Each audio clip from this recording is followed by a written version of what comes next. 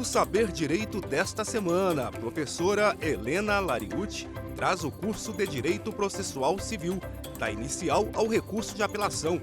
Ela aborda detalhes sobre tutelas provisórias, petição inicial, defesa do réu, audiências cíveis, além das regras previstas em lei para a apresentação do recurso de apelação.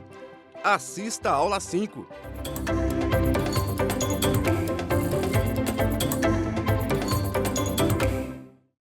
Olá, pessoal! Sejam todos bem-vindos à nossa última aula de Direito Processual Civil. Hoje nós falaremos sobre o recurso de apelação. Mas antes de iniciar a nossa aula, eu quero me apresentar para vocês. Eu sou a professora Helena Lariucci, sou advogada há 17 anos, sou mestre em Direito, especialista em Direito Processual e professora em cursos de graduação, extensão, pós-graduação e preparatório para concursos e também para o exame de ordem. É uma honra para mim compartilhar conhecimento com vocês. E antes de iniciar a nossa aula, eu quero pedir a você, tire qualquer tipo de distração, deixe o celular guardado, entra para um ambiente em que as pessoas não vão te incomodar, desliga a televisão, não assista a nossa aula deitado, pega papel e caneta e tenha sempre à mão a legislação processual civil. Pode ser impressa, como eu estou com a minha aqui, ou, se for o caso, vocês podem baixar no site, pelo aplicativo de busca que vocês utilizam, colocando CPC 2015, o primeiro tópico que vai aparecer é o do Planalto e aí vocês podem acompanhar a nossa legislação por lá. Então, vamos iniciar? Mas antes disso, esta aula, caso vocês tenham dúvida, vocês podem fazer as perguntas diretamente para mim por meio do meu Instagram, @HelenaLariucci, com 2 Cs, igual cappuccino, ou vocês podem fazer a pergunta aqui diretamente no YouTube. Então, vamos nessa? A aula de hoje a gente vai falar sobre o recurso de apelação. E como não podia deixar de ser, eu trago uma fala de Montesquieu para vocês, quando ele diz que todo homem que detém o poder tende a abusar dele. E por que a professora começa a aula falando de Montesquieu? Justamente porque, em razão desta condição natural do ser humano, detentor do poder, e essa tendência do abuso, é que nós temos os recursos no sistema de direito, tanto brasileiro quanto de todo o mundo. E é tão importante a gente observar que o recurso ele acaba sendo inclusive um direito humano de segunda geração, já que ele está lá na Declaração Universal dos Direitos Humanos de 1948, no artigo 8º, quando diz que toda pessoa tem direito a um recurso efetivo para as jurisdições nacionais competentes, garantindo os direitos fundamentais das constituições dos respectivos países. Olha a importância do recurso e a necessidade para que não haja justamente esse abuso. E aqui, quando falamos em recurso, nós temos que lembrar que a ação de recorrer, ela vem, quando se pensa na etimologia da palavra, significa pedir auxílio. O recurso significa pedir auxílio. Auxílio para que outro decisor, outro órgão competente, observe se aquela decisão que foi tomada, ela está com os direitos e as legislações preservados. E a gente tem também o conceito do professor Eduardo Talamini, quando ele diz que o recurso tem por finalidade a revisão da decisão recorrida, o que abrange sua reforma, na mudança de conteúdo, sua cassação invalidação para que outra decisão venha a ser proferida no seu lugar posteriormente, a complementação, considerando a integração de possíveis omissões, esclarecimento de contradições e obscuridades ou a correção dos erros materiais. Mas quando a gente pensa em recursos, a gente tem que lembrar da ordem dos recursos no tribunal. E aqui, como todas as aulas eu gosto de apresentar para vocês, eu trago alguns princípios que nós vamos discorrer para que facilite aí o nosso entendimento do recurso. Lembrando que nesta aula vamos falar sobre o recurso de apelação. E o primeiro princípio é justamente o duplo grau de jurisdição, que significa dizer que a decisão ela vai ser revista, reanalisada por outros julgadores em uma instância superior para que se faça a análise colegiada, um conjunto de pessoas daquela decisão que está sendo recorrida.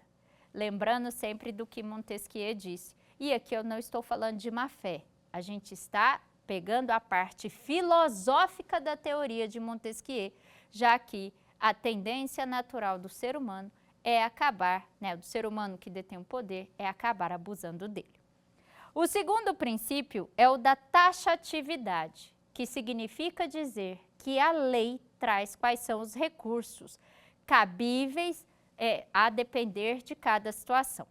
Vocês conseguem observar lá no artigo 994 do Código de Processo Civil quais são os recursos aplicáveis na nossa legislação processual. E eu vou citar aqui o primeiro, que é a apelação, objeto da nossa aula de hoje. Temos agravo de instrumento, agravo interno, embargo de declaração, recurso ordinário, recurso especial, recurso extraordinário, agravo em recurso especial ou extraordinário e os embargos de divergência. Se por acaso não há na legislação a explicação de qual é o recurso, não existe recurso. É importante a gente deixar isso bem claro. Senão, poderia ser possível as partes inventarem um recurso. Então, o princípio da taxatividade, ele diz que a legislação apresenta quais são os recursos cabíveis, a depender de cada situação.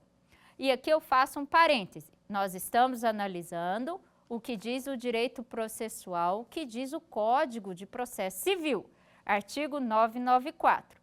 É óbvio que em outras legislações existem outros recursos e se aplica o princípio da taxatividade da mesma forma, mas vai depender da legislação que está sendo aplicada, ok? Bom, pessoal, lá no artigo 997, parágrafo 2º, inciso 2 do CPC, a gente tem um outro recurso que também é reconhecido pelo princípio da taxatividade, que é o recurso adesivo, que é aquele que é aplicado apenas no recurso de apelação, recurso especial e recurso extraordinário. E ele deve ser dirigido ao órgão que o recurso foi interposto, Então, se houve a interposição de uma apelação, é possível fazer um recurso adesivo dessa apelação, o qual vai ser direcionado ao órgão responsável por julgar essa apelação. E se houver a desistência do recurso principal, o recurso adesivo não poderá ser conhecido, haja vista que ele está diretamente vinculado.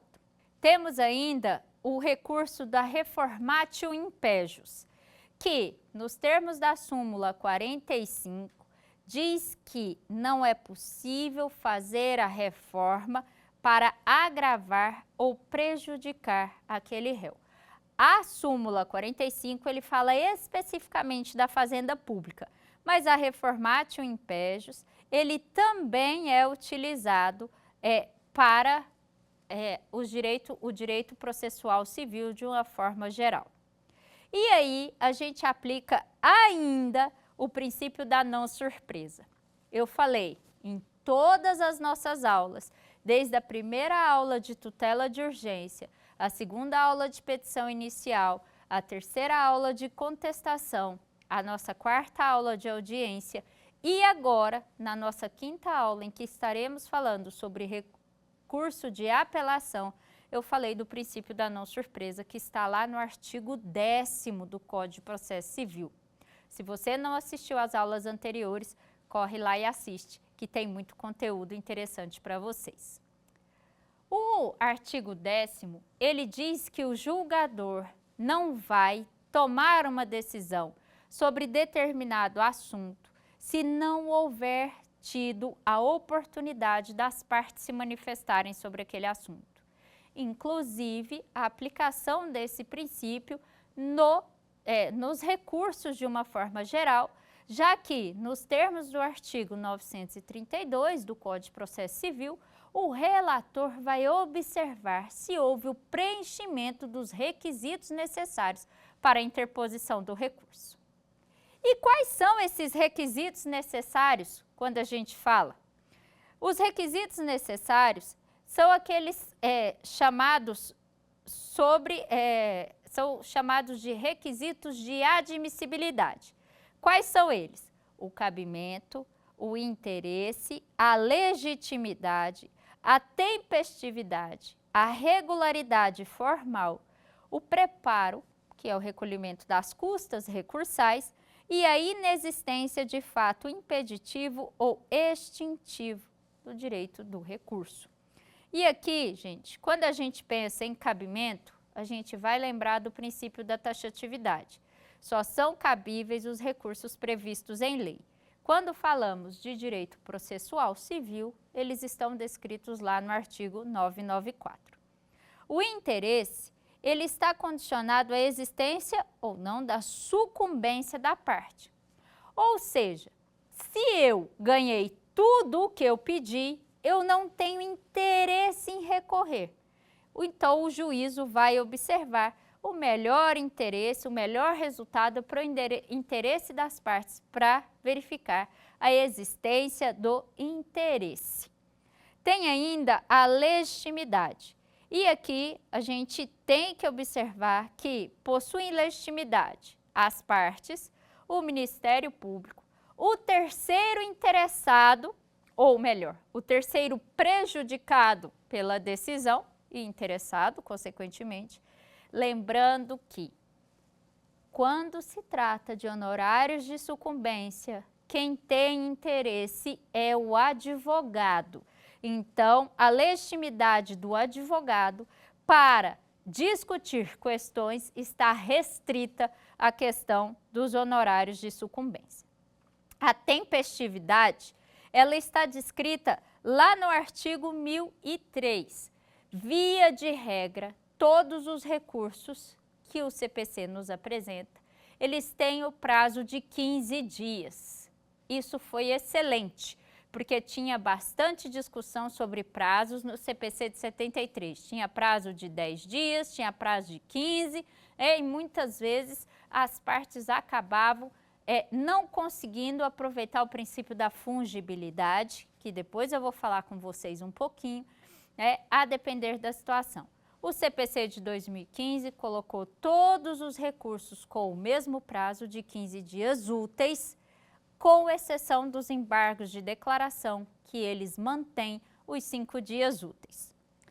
A regularidade formal é que a regra é que os recursos sejam escritos e no ato da interposição deles, eles estejam acompanhados das razões que vão ser abordadas sob pena de preclusão consumativa. E aqui a gente faz um parêntese porque é diferente do direito penal, já que no direito penal a parte ela apresenta a peça informando que está recorrendo com o nome do recurso adequado e ela tem depois um prazo para apresentar suas razões. No direito processual civil vai tudo junto em uma única petição. Temos ainda o preparo, que, como eu disse anteriormente, são as custas recursais. E, gente, o único recurso que não tem a exigência de preparo é os embargos de declaração. Todavia, é importante quando a gente pensa nessa análise dos recursos de admissibilidade que, anteriormente, se não houvesse a apresentação do preparo, o recurso era julgado deserto, ou seja, ele sequer era conhecido, já que não preenchia um dos requisitos de admissibilidade. Agora, a legislação foi alterada e esse requisito ele pode ser suprido, já que o relator intima a parte a recolher as custas em dobro ou justificar por que não recolheu. E por último, como requisito de admissibilidade, temos os fatos extintivos, que são a renúncia e a aquiescência, ou o fato impeditivo, que é a desistência do recurso já interposto. Bom, aqui, antes da gente passar especificamente sobre a questão da apelação, eu quero fazer com vocês uma diferença entre desistência do recurso e a renúncia do recurso. Primeiro, quando se fala em desistência, se está falando sobre o direito de recorrer. A parte está desistindo do direito de recorrer. Quando ela renuncia, ela está extinguindo o direito de recorrer. A desistência e a renúncia, elas independem de aceitação e ambas são recebidas, tanto a desistência quanto a renúncia, ambas elas independem de aceitação da outra parte. A desistência precisa de uma sentença homologatória, já a renúncia independe de sentença homologatória. A parte comunica que está renunciando ao seu direito de recorrer e o processo vai tomar o seu normal curso. Bom, o professor Eduardo Talamini conceitua a apelação como o recurso que se interpõe das sentenças dos juízes de primeiro grau de jurisdição para levar a causa ao reexame dos tribunais de segundo grau, visando obter uma reforma total ou parcial da decisão impugnada ou mesmo a sua validação. Significa dizer, então, que a apelação é o recurso que se interpõe contra sentenças. E aí vem a grande questão. Afinal de contas, o que são sentenças? Com a mudança do CPC, muito se tem discutido sobre o que é uma sentença. E a resposta está lá no artigo 203 do Código de Processo Civil, no parágrafo 1º, que diz o seguinte: ressalvadas as disposições expressas dos procedimentos especiais, sentença é o pronunciamento por meio do qual o juiz, com fundamento nos artigos 485 e 487, põe fim à fase cognitiva do procedimento comum, bem como extingue a execução. E quando a gente fala de extinção da execução, está lá no artigo 924 do Código de Processo Civil. Ou seja, a sentença é a decisão por meio da qual o juiz ele põe fim a uma fase do processo, seja a fase cognitiva, por meio das decisões fundamentadas nos artigos 485, que é sem resolução de mérito, ou 487, que é com resolução de mérito, ou põe fim à fase da execução. E aí, gente, toda e qualquer outra decisão que for proferida no processo, ela não pode ser considerada sentença. E aqui, muitas vezes, apesar do Código ser de 2015, a gente tem observado que existem algumas situações que induzem o colega a erro, induzem o advogado a erro. Por quê? Porque às vezes o magistrado coloca o nome de sentença em uma decisão interlocutória. Muitas vezes ele extingue uma fase processual, mas que não é a cognitiva e não é a executiva. e o advogado acaba interpondo o recurso de apelação e o tribunal acaba não conhecendo em razão de que o recurso está equivocado. Nesse tipo de situação, aplica-se o princípio da fungibilidade, em que o tribunal vai receber o recurso com o nome errado, como se fosse um recurso certo. E a própria legislação, ela fala sobre isso, né? Muitas vezes a parte acaba opondo embargos de declaração, por exemplo, de uma decisão proferida por um relator e o próprio relator recebe essa decisão como agravo interno. É possível que haja a interposição de uma apelação quando deveria ser interposto um agravo? Vai depender muito da situação. Por quê? No caso específico da legislação processual civil, se não houver um erro que haja essa indução efetiva, se for um erro crasso, a parte não observou, estava escrito decisão interlocutória, não tinha cunho decisório de por fim alguma fase, não será possível a aplicação do princípio da fungibilidade. E aí, eu vou repetir para vocês. Erro crasso, a parte errou, o advogado errou, qual era o recurso aplicado, não se aplica. Só vai aplicar o princípio da fungibilidade se o erro, ele efetivamente, ele não foi um erro de fácil detecção. Principalmente mais lá no começo, quando o código entrou em vigor, que havia essa confusão, né, tanto dos advogados quanto dos próprios serventuários do Poder Judiciário, se aplicava mais o princípio da fungibilidade.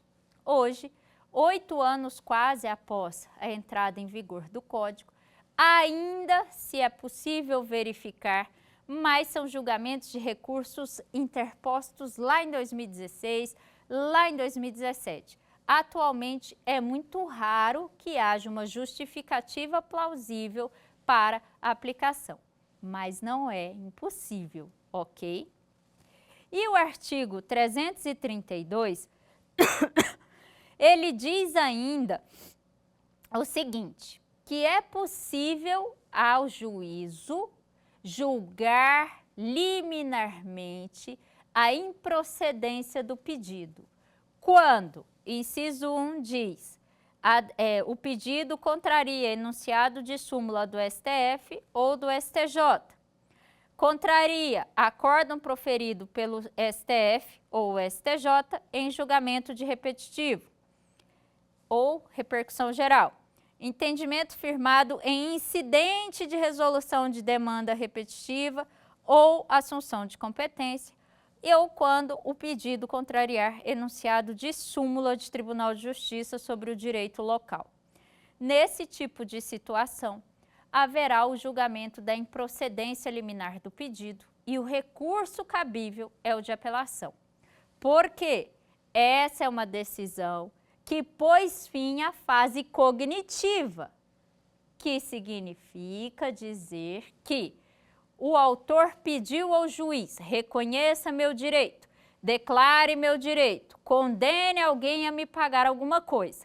E o juiz diz, o seu pedido está contrário ao que determina os tribunais superiores, seja súmula, seja demanda repetitiva, assunção de competência, ou o próprio tribunal local, se a gente estiver falando de legislação local.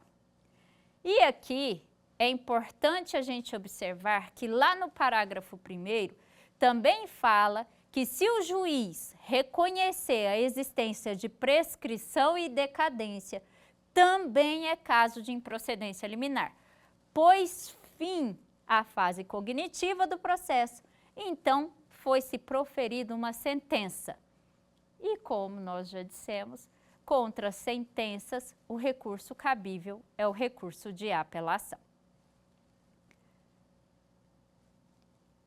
Quando a gente pensa nos julgamentos, né, como eu disse, não vou ler aqui com vocês até por conta do nosso tempo, mas leiam, dever de casa. Leiam o artigo 485 e o 487 e também o 924, que eles falam quais são especificamente né, as formas de se proferir essas sentenças. E aqui, gente, a gente vai observar lá no artigo 1009 que diz o seguinte: da sentença cabe apelação. Pronto, é taxativo. Da sentença cabe apelação, artigo 1009. Mas, lembra que eu falei que algumas legislações especiais se aplica outros recursos que devem ser utilizados de acordo com a legislação específica? Eu trago para vocês, a título de exemplo, a Lei 9.099 dos Juizados Especiais, que diz que da sentença proferida no juizado, o recurso cabível é o recurso inominado. E ele tem, óbvio, algumas particularidades, como, por exemplo, o prazo ser de apenas 10 dias. Então, se lembra, quando a gente fala de processo civil, os recursos estão discriminados no artigo 994. Com exceção dos embargos de declaração, o prazo para interposição são de 15 dias. Mas, em legislações específicas, a depender de cada situação, é possível a aplicabilidade de outro prazo e de outra nomenclatura para aquele recurso, sempre respeitando o princípio da taxatividade. Bom, gente, é importante a gente falar também que a sentença em que forem partes os estados estrangeiros, município, existe o recurso ordinário que está descrito lá no artigo 1027, inciso 2b do CPC. O parágrafo 3º, ele diz, do artigo 1009, ele diz o seguinte, que o disposto no caput desse artigo aplica-se mesmo quando as questões mencionadas no artigo 1015 integrarem capítulo da sentença. Vamos lá explicar um pouquinho o que diz o artigo 1015. Como vocês sabem, o artigo 1015 ele trata do recurso de agravo de instrumento. E tem um rol que é taxativo, mitigado, mas existe um rol que discrimina tecnicamente quais são as decisões que podem ser combatidas por meio daquele recurso específico. E se alguma daquelas decisões que estão discriminadas lá no artigo 1015 forem um capítulo da sentença, como não é possível recorrer de parte da sentença, já que estamos falando de uma peça processual que põe fim à fase cognitiva, deixa eu corrigir. É possível recorrer, sim, de parte da sentença, mas não necessariamente destacando essa parte. Você pode recorrer parcialmente ou pode recorrer integralmente se você não concordou com o que foi decidido. O que eu quero dizer é que, se a decisão pôs fim ao processo cognitivo, à fase de cognição ou execução, o recurso cabível é a apelação, mesmo que se tenha uma decisão interlocutória dentro da sentença, como, por exemplo, a concessão de uma tutela de urgência. É possível que o juiz conceda a tutela de urgência na sentença, e, nesse caso, não será possível apresentar um agravo de instrumento, e sim será possível a aplicação, a interposição do recurso de apelação. Nesse tipo de situação, o juiz tem o prazo de 5 dias para fazer a retratação após a interposição do recurso.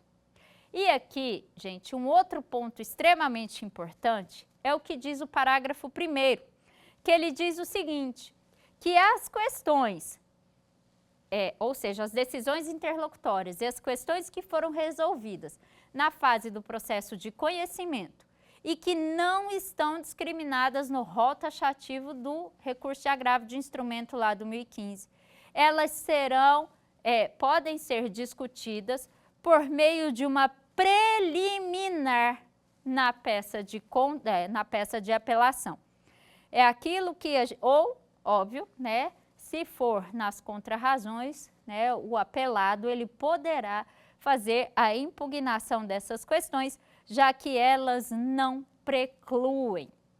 Isso traz uma segurança jurídica muito grande para a parte, para o advogado, haja vista que o artigo 1015, ele tem um rol, ele explica ali quais são as decisões, óbvio que a depender da decisão, é possível, em razão de entendimento, né, já pacificado no STJ, o que a gente chama de rol taxativo mitigado, desde que comprovado o perigo da demora, né? Então, se ficar provado o risco ao resultado útil ou o perigo da demora, cabe sim o recurso de agravo de instrumento.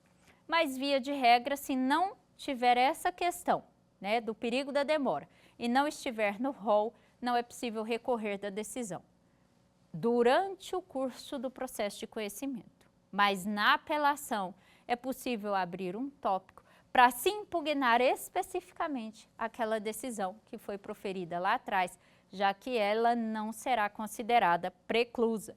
E isso está descrito no parágrafo 1º e 2º do artigo 1009 do Código de Processo Civil. O artigo 1010, ele vai falar sobre os requisitos da petição de apelação. O primeiro deles, que eu quero trazer aqui para vocês, é que essa petição, ela é dirigida ao juízo de primeiro grau. Ela vai estar nos autos em que foi proferida a sentença. Não existe instrumentalidade dela. Ela vai ser proferida. A admissibilidade é feita pelo relator. O juízo de primeiro grau não mais faz a admissibilidade. O que ele vai fazer é, ele recebe a petição de apelação. Se não for o caso de retratação em 5 dias, ele intima a parte contrária a apresentar as contrarrazões da apelação e ele encaminha os autos ao Tribunal de Justiça para que seja efetivamente resolvido, efetivamente julgado aquele recurso.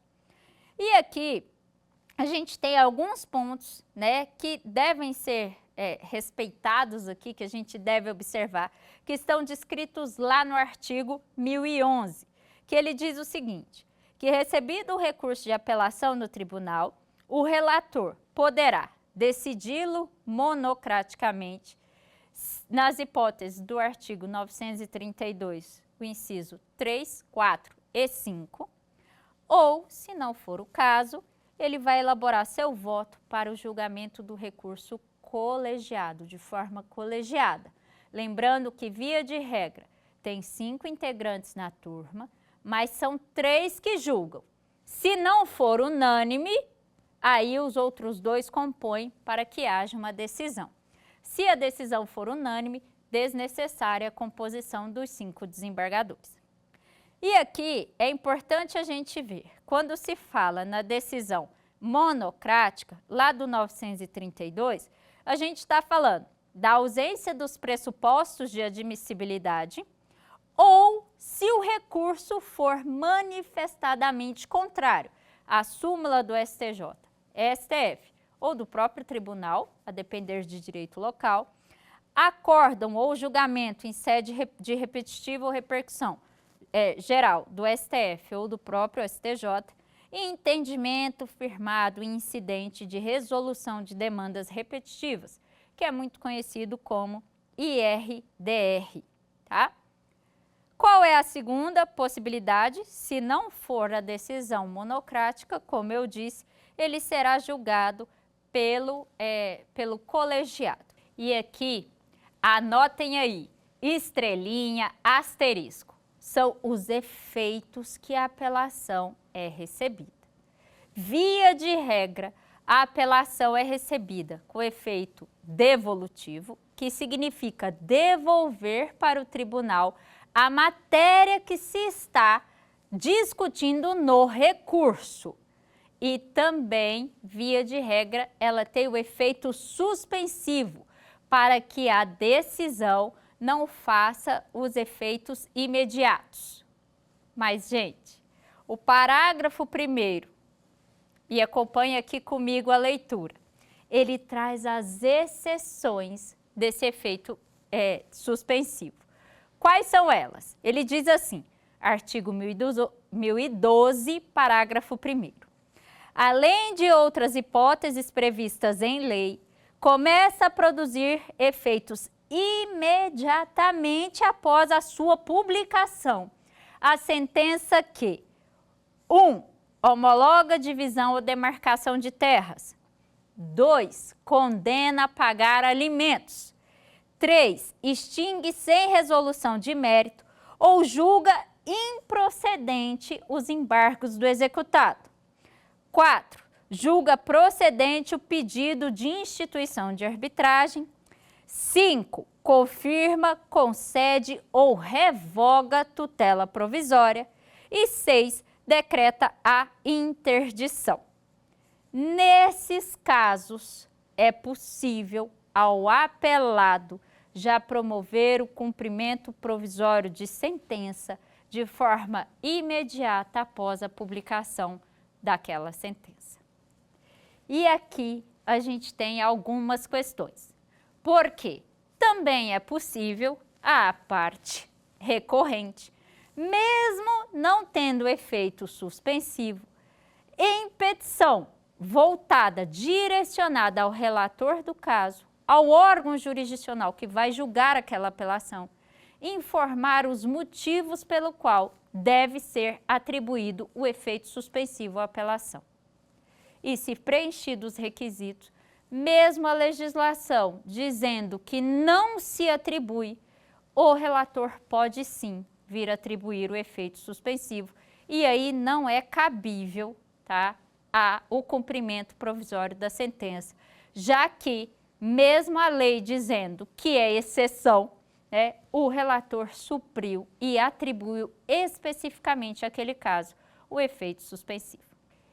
E isso pode ser observado lá no parágrafo 3º, quando ele diz que a parte vai fazer a petição pedindo a atribuição do efeito suspensivo ao recurso de apelação diretamente ao julgador. Então, via de regra, o efeito suspensivo ele é arbitrado, mas a exceção é que ele não é concedido nos termos do artigo 1012, parágrafo 1º e seus 6 incisos. O efeito devolutivo, como eu já disse, ele está descrito lá no artigo 1013 e ele vai falar sobre a possibilidade do tribunal conhecer da matéria impugnada. E aí, a gente tem a possibilidade do próprio tribunal substituir a decisão. Ele reforma a sentença. É possível que isso aconteça. Porque anteriormente, ele anula e profere uma outra decisão. Porque anteriormente, no Código de 73, exigia-se, que anulava a decisão e retornava os autos para a origem para proferimento de nova decisão. Agora, é possível que os desembargadores ou os ministros, a depender aí, do tipo de recurso que estamos falando, mas na nossa aula aqui estamos falando de apelação, então é possível que haja sim a reforma da sentença e o proferimento, se anular aquela sentença, o proferimento de nova decisão, desde que esteja respeitado o princípio da causa madura, é possível que o tribunal já faça essa decisão. E dessa decisão, óbvio, vai ser possível também a interposição de recursos, que numa próxima aula a gente trabalha sobre quais são. Mas, professora, afinal de contas, o que é essa causa madura, essa teoria da causa madura que a senhora falou? A causa madura é aquela cujo processo já se encontra com todas as alegações necessárias e todas as provas admissíveis devidamente colhidas e produzidas. Assim, o que realmente interessa para a aplicação do artigo 1013, parágrafo 3º, é que a causa comporte o imediato julgamento pelo tribunal, por já se encontrar devidamente instruída. E, nesse tipo de situação, estando a causa madura, nos termos do artigo 5º, inciso 54 da Constituição, nada obsta que o Tribunal de Justiça conheça da apelação e avance sobre essas questões para resolver o mérito. Para evitar, gente, aquilo que eu sempre tenho falado, você acabar por sobrecarregar o juízo. Porque um dos grandes problemas do Poder Judiciário hoje é a ausência da celeridade processual. Se a gente não aplica a teoria da causa madura, o que vai acontecer com os processos? Vai se interpor apelação, o tribunal vai se restringir a analisar a questão que é trazida, anulando ou reformando a decisão, todavia determinando que seja devolvido ao juízo de origem para que seja proferida outra decisão. Isso é um contrassenso. É necessário que pensemos no futuro de forma a auxiliar a celeridade processual. Por isso que é tão importante a utilização da teoria da causa madura, respeitando todos aqueles princípios, como, por exemplo, o duplo grau de jurisdição, lembrando sempre da célebre frase que eu iniciei a nossa aula do grande filósofo Montesquieu. E por último, partindo para a finalização da nossa aula de hoje, eu quero falar sobre algo que é extremamente importante, que é conhecido como inovação recursal.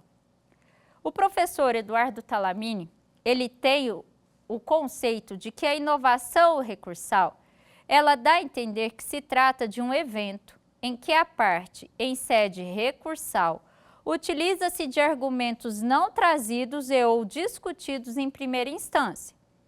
Tal situação ofende o princípio da ampla defesa e do contraditório, haja vista que a questão não foi discutida em primeiro grau de jurisdição. Não foi possível às partes aprofundarem naquelas questões. E a inovação recursal, ela é vedada pelo Código de Processo Civil.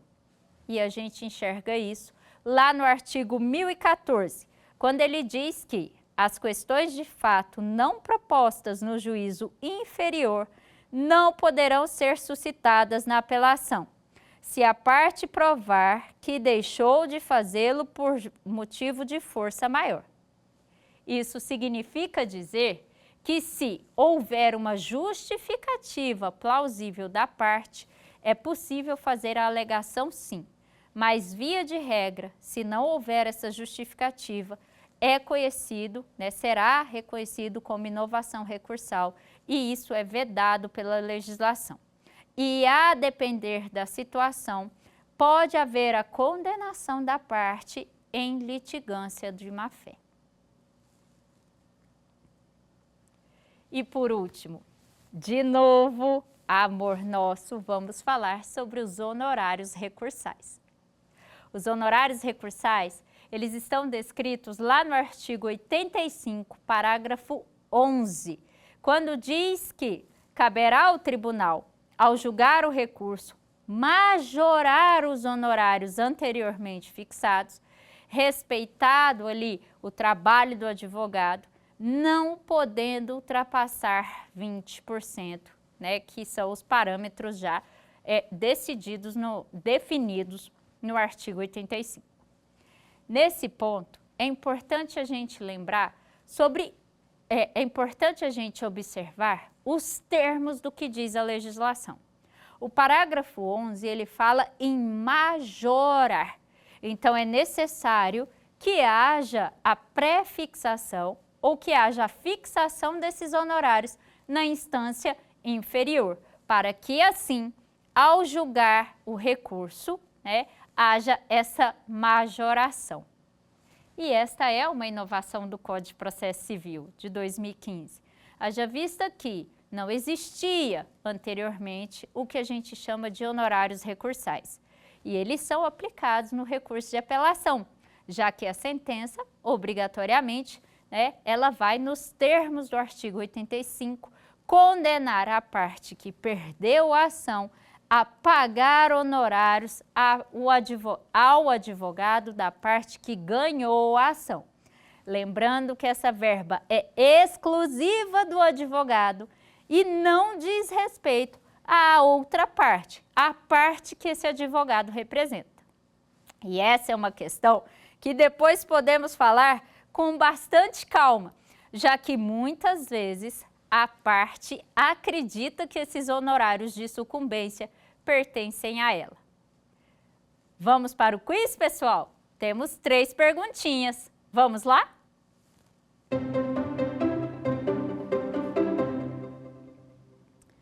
João ajuizou a ação de indenização por danos materiais e morais contra Carla. Ao examinar a petição inicial, o juiz competente entendeu que a causa dispensava a fase instrutória e, independentemente da citação de Carla, julgou liminarmente improcedente o pedido de João, visto que, contrário a enunciado de súmula do STJ, Superior Tribunal de Justiça, assinale a opção que indica o recurso que João deverá interpor. Letra A.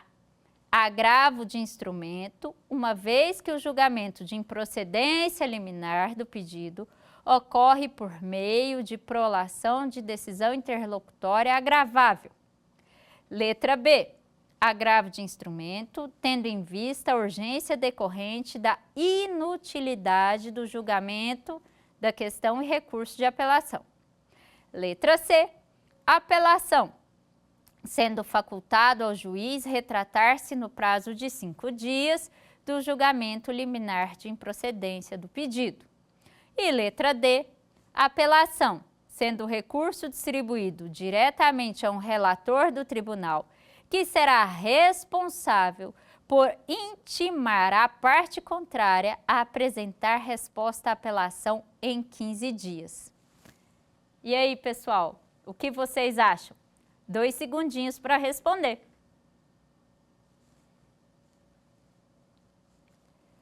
E a resposta certa é a letra C. É o recurso de apelação. Passamos a nossa aula inteira falando que da decisão, da sentença que põe fim ao processo de cognição, o recurso aplicável é a apelação. Então, a gente já elimina a letra A e B, porque não é recurso de agravo, e a letra D está errada, porque o recurso de apelação, como eu disse agora há pouco na nossa aula, ele é um recurso que é apresentado diretamente ao juízo de origem. E o juízo de primeiro grau é que vai mandar, ele vai fazer esse recurso subir até o tribunal. Vamos para a próxima pergunta?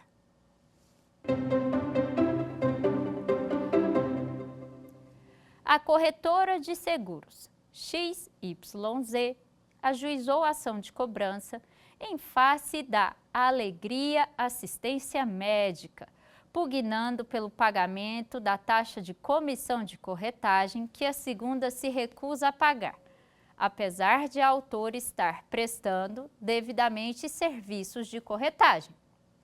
O juízo de primeiro grau julgou pela procedência do pedido, na mesma oportunidade concedendo tutela antecipada para que a Alegria faça os pagamentos da comissão devida mensalmente. Nessas circunstâncias, o advogado da Alegria deve, letra A, interpor recurso extraordinário no prazo de 15 dias para o Supremo Tribunal Federal reforme a sentença, pleiteando efeito suspensivo. Letra B. Interpor apelação cível no prazo de 15 dias úteis, objetivando a reforma da sentença e pleitear o efeito suspensivo diretamente ao tribunal por pedido próprio durante a tramitação da apelação em primeiro grau. E por último, letra C. Impetrar mandado de segurança contra a decisão que reputa ilegal, tendo como autoridade coatora o juízo sentenciante, para sustar os efeitos da sentença. Essa tá difícil? 2 segundinhos para a resposta. E a resposta certa é a letra B. Bom, pessoal, a nossa aula hoje foi de apelação civil.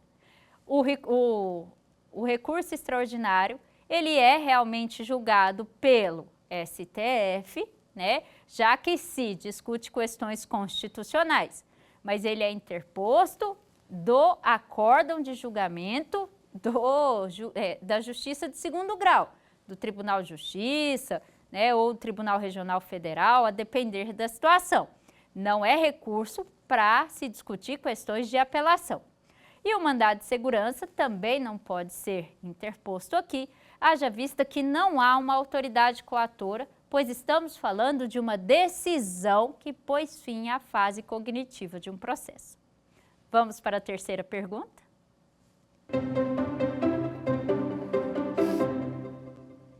Cláudio, em face de execução por título extrajudicial que lhe moveu Daniel, ajuizou embargos à execução, os quais foram julgados improcedentes.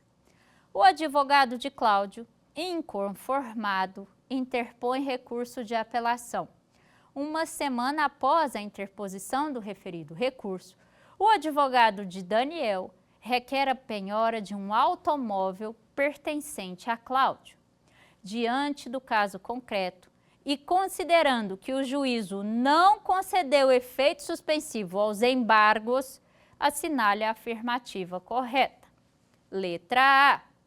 A penhora foi indevida, tendo em vista que os embargos à execução possuem efeito suspensivo decorrente de lei.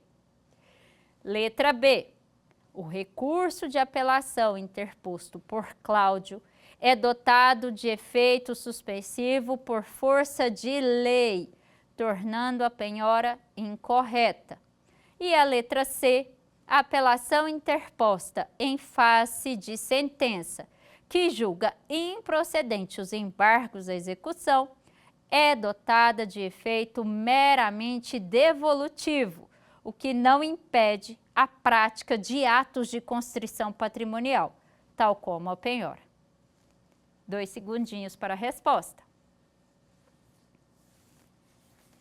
E nesse caso, a resposta correta é a letra C. É uma apelação que julga improcedente os embargos, ela não é dotada de efeito suspensivo. Lembra que eu disse, a regra é a adoção de efeito suspensivo. Todavia, embargos à execução, ela está na exceção, tal qual aquele rol que a gente leu durante a nossa aula, sendo preciso para que atribua-se o efeito suspensivo, que a parte opõe uma petição ao relator do caso durante o julgamento da apelação, pedindo a aplicação do efeito suspensivo para aquela apelação. Bom, pessoal, foi uma satisfação estar com vocês aqui nesta nossa 5ª aula, encerrando uma semana maravilhosa de conhecimento. E o presente que eu vou deixar para vocês acessem lá o site www.lariuce.adv.br e vocês vão ter a oportunidade de fazer o download de um mini e-book que eu desenvolvi falando sobre defesas do réu. É o presente da professora para vocês. E se tiverem dúvida, podem me contatar pelo meu Instagram, @HelenaLariucci com 2 Cs, como Cappuccino. Espero que vocês tenham se divertido. Para mim foi uma satisfação muito grande e até a próxima oportunidade. Não se esqueçam de assistir todas as aulas. Até logo! Quer dar alguma sugestão de tema para os cursos do Saber Direito? Então mande um e-mail para a gente, saberdireito@stf.jus.br. Você também pode estudar pela internet. Acesse nosso site radioetvjustiça.jus.br ou pode rever as aulas no canal do YouTube, @Rádio e TV Justiça.